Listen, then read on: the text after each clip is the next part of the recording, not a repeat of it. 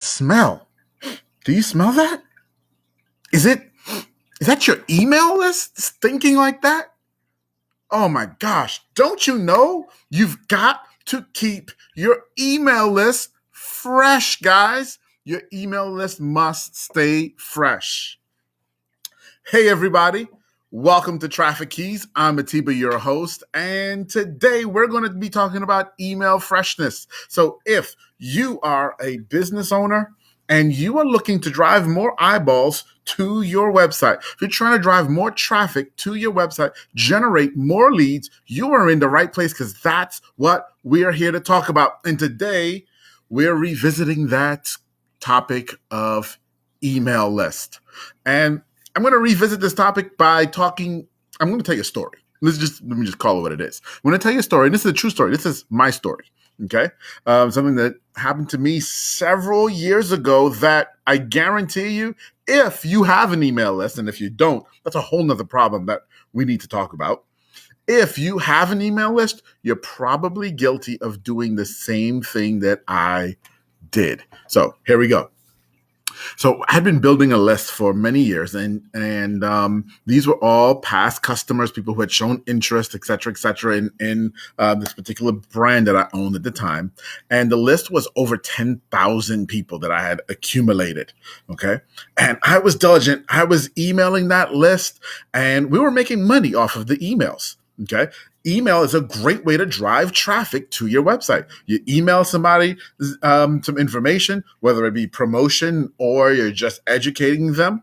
Okay. And what happens is they read it, they get curious, they click on your website, they come and they look at your website.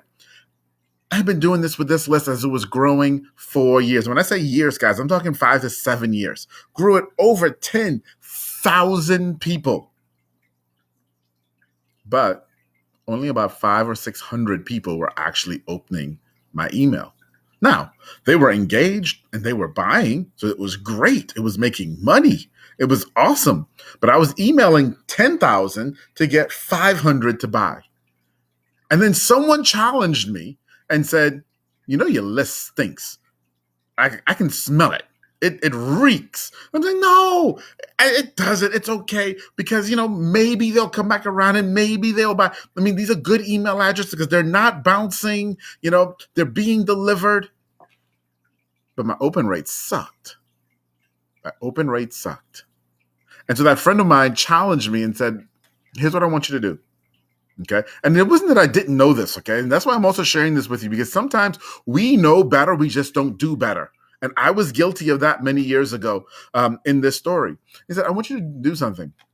Run a report and figure out how many people have not opened your email in 18 months. 18 months. That's a long time. That's a lot of emails going to people who haven't opened them for 18 months. Do you know, I ran that report and it came back with 6,500, it was 6,400 and some change to be exact. Almost 6,500 people on my list of just over 10,000 had not opened a single message in a year and a half, guys. A year and a half.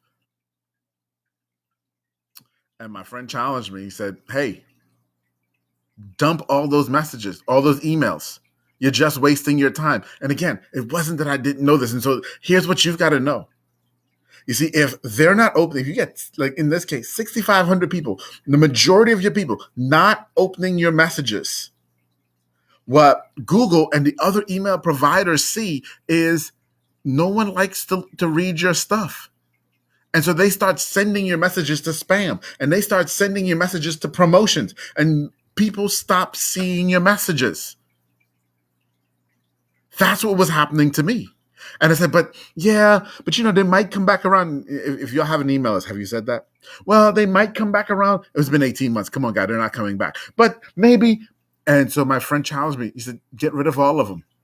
Take them all out. And for the next 3 months, only email, I think it was that 3,500 or so that are left. Only email the 3,500 or so that are left. Now, again, it's not like I didn't know better. Okay. But I did it. I took the challenge and I dropped the 10,001, it dropped my cost to my email provider tremendously, which was fantastic. But two, now I'm only emailing 3,500. And get this, remember before when only 500 people were opening my messages? By the end of the 3 months, I'd gotten that almost up to 1,000 people. Almost a third of the people were opening my messages. Not only that almost a third of the people, get that out. Say it right. Almost 1,000 people were opening my messages, which was double what it was before. It more than doubled how much money we were making off of our email campaigns. All by dumping the email addresses of people who weren't opening it anyway. Guys, that's why it's so important to keep your email list fresh. If people aren't reading your messages, if they're not opening your emails, stop emailing them. Stop it. Take them off the list and only keep the people who are. Oh, but then I only have 10 people. Guess what? Those are the 10 people who want it. Those are the 10 people who want to read it. Email them. Talk to them. The other people, forget them. Find more people like the 10. You will thank me for it. So, how do you fix this? Well, it depends on your email provider. But one, you can usually run a report or so in your email provider to figure out who has not opened your email and then dump all of those. Or you can do what we have done and what I've done since. And what's funny is what I had set up for so many other of my clients, except myself, that classic thing of the hairdresser who can make everybody else's hair look good, but didn't do it for themselves right. I was running this for everybody else, but not my own self, which is crazy. But you can do it all through automations. You can do it all through automations. So now I have automations that go in and automatically clean up and remove people who have not responded or opened a message in a certain amount of time. It's not that I necessarily delete them at this point from the database, but I stop emailing them on a consistent basis. And then maybe twice a year, I'll send them a message, right? Usually in the end of the year, holiday time, we'll send a message. And sometime in the middle of the year, we'll send a message.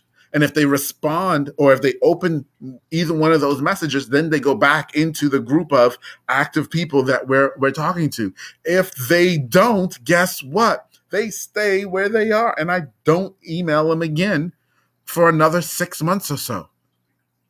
Okay? What it does is it increases your open rates. Increasing your open rates help your click-through rates go up. Click-through rates going up help your sales conversion rates go up, which help your bottom line, guys. That's why this is so important. So, what's the lesson for today? If you've got people who haven't, and I mean, you can set your time. A year is way long. If they have not opened an email in a year, stop emailing them. Stop it. You will thank me in the long run. I know up front it might seem painful and it may seem like, but who am I going to talk to? But you'll thank me in the long run. So that's it for today, guys. It's been a pleasure as always. If you've got questions about this, please feel free to email me or drop a comment. You can email me at hello@traffickeys.com. Also, if you want that automation that I was talking about, send me an email or leave a comment down below asking for that automation, and I will send you the automation for absolutely free to clean up your email list. All right, everybody. I will see you guys tomorrow. Bye-bye.